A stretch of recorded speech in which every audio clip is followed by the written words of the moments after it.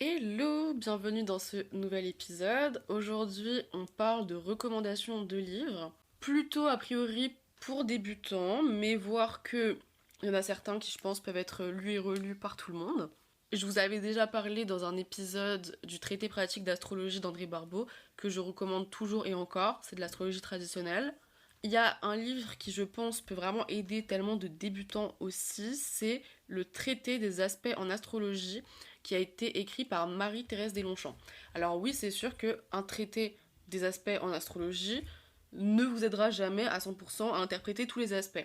Mais je pense que quand on commence et quand on est vite bloqué par les aspects qu'on a du mal à comprendre, avoir déjà des petites idées d'interprétation, des petites pistes pour ensuite continuer à développer sa réflexion et comprendre la spécificité de cet aspect dans le thème astral que vous avez sous les yeux, je pense que ce livre peut vachement aider. Également, toujours de Marie-Thérèse Deslongchamps, il y a le livre Les planètes lourdes en astrologie et leur transit. J'aime beaucoup ce livre, il est super cool. J'ai pas beaucoup de choses à décrire puisque le titre parle déjà assez bien de lui-même.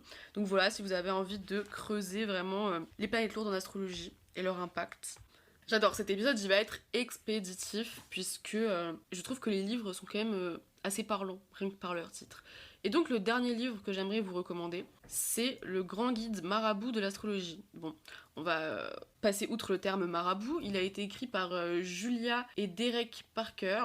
Donc c'est un livre qui s'adresse aux débutants mais pas que, puisque c'est comme un encyclopédie. Il est assez gros, il est assez imposant ce livre. Et il parle de vraiment de choses hyper basiques comme les signes astrologiques, les maisons en signes, les planètes en signes, etc. Comme il va parler de certaines techniques, comme les progressions, comme l'astrocartographie. Donc c'est jamais hyper poussé, mais c'est assez complet pour t'introduire à la pratique et vous ouvrir peut-être à d'autres choses que vous ne connaissez pas. Donc je recommande très fortement également ce livre. D'ailleurs, je serais ravie d'entendre vos recommandations également de livres. Donc n'hésitez pas à venir me les partager directement en commentaire YouTube si vous écoutez cet épisode sur YouTube.